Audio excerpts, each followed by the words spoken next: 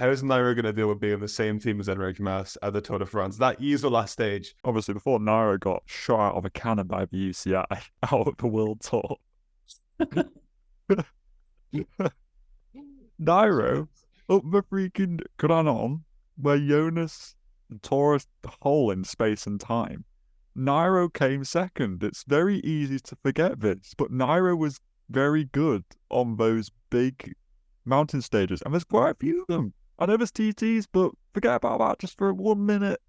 Romanticize.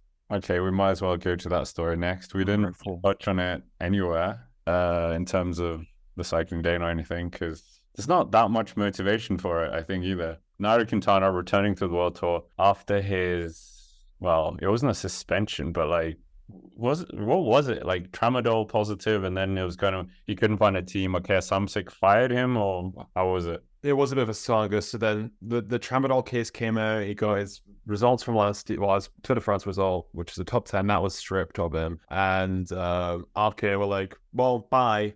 They have quite a strict anti-doping policy, and we heard rumors. I heard from a source that ASO sent out an email saying don't touch him, and nobody did for a year. Did not secure a contract for 2023. RK Samsic let him go. I think that was they made him go, and I'll be honest, I'm shocked about this. That he's genuinely signed back to the World Tour. I did not think this was going to happen. Just because of there was this whole solidarity against the anti-doping, or pro anti-doping rather, and to get sort of not really hire riders with these kind of pasts. And also he left Movistar on what seemed like rough terms. If you've seen the Movistar documentary on Netflix from 2019, really didn't think this was going to be the place, and we kept hearing rumors.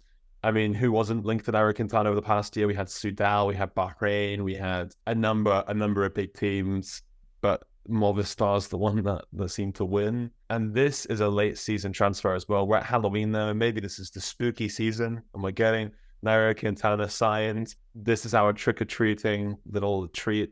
It's a bit of a surprise. Yeah, I think it's just a 1 year deal that Nairo is on. So part of me thinks, is he going to do something good this year and he gets extended? Is he going to do badly and just drop out again to Pro Conti or something? I don't know. Maybe a year in World Tour kind of puts the past behind a little bit, and then maybe he goes to some other team. I don't really know. Maybe because Nairo's returned, maybe Lopez will return. Miguel Angel Lopez, the god. He comes back. I mean, Lopez has had good results this year. I know the Walmart Tour of... Whoa. Tour San Juan, he won it. That's the result you should focus on. Hippo Ganna was second. Remco was there. World champion Remco. I don't approve of this analysis. And then Lopez is younger than Quintana. He's more desirable, has good results, was on the World Tour more recently. Here's a weird one, but I don't know. What's he going to add? Where's he going? Is he going to the Giro? Is he going to the Tour? I think, grand scheme of things, yeah. Think about Movistar's team. There's Enric Mas, and then that's it.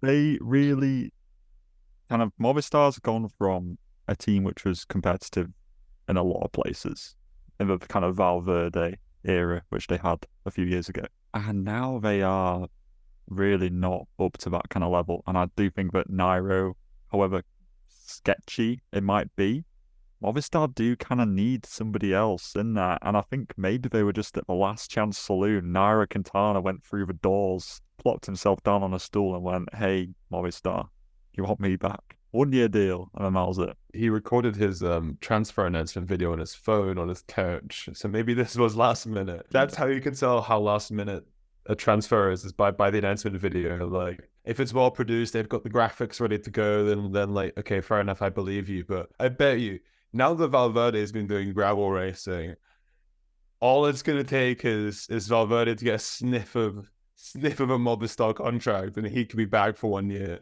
Right, yeah, when you look at it, 12th Movistar this year in the UCI rankings, behind EF, behind, 12? Yeah, 12th. Yeah, I thought they were lower, to be honest. They're not good. They haven't won a Tour de France stage since COVID, am I right in saying that?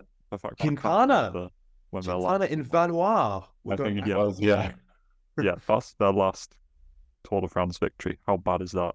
So I feel like they were just a little bit desperate, and Quintana's the guy who they're going to go. I don't know where he's going to go. I just think is the Tour too in the limelight where their decision gets kind of portrayed a bit too publicly, especially with the Tour de France documentary going on, whether they might, well, if that happens in that year, where he goes to the Giro, which, whether that suits him or not, I don't know. I forgot they had Ivan Souza in this squad. Who? Yeah. Is that? Rubio, Quintana, and then Rubio. Gaviria as well. Rubio did win a Giro stage. To be Yeah, fair. no, Rubio is on the rise. Let's be honest.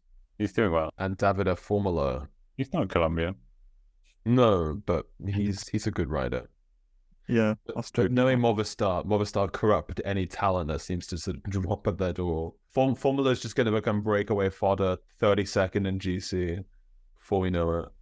Can't wait. But anyways, there was also a bit of cyclocross going on. He's a bit winning a stage or a World Cup event, I think. It's that time of cyclocross, isn't it? Where we're just waiting for the three kings of the sport, Pidcock, Wout van Aert, and Mathieu van der Poel. But Thibaut Nys, we didn't really talk about that last week. He took his first World Cup win in the senior ranks as well. Yeah, I remember last year because he won the under 23 cyclocross world champ last year, and then he came and had a decent 2-month spell in the World Tour, and it wouldn't surprise me if Thibaut Nys joins the three big names and becomes a fourth. I think he did the triple Pidcock, where he was junior, world, European, and national champion. He's the real deal, and I think that he'll be better than Isabit and Van Turnhout and Swick and stuff like that this year, I expect. And I think that we could see a fourth rider in there, which is good because more competition in the sport is always a good thing. I'm gonna say something unpopular. Oh God. Oh, that's not like you.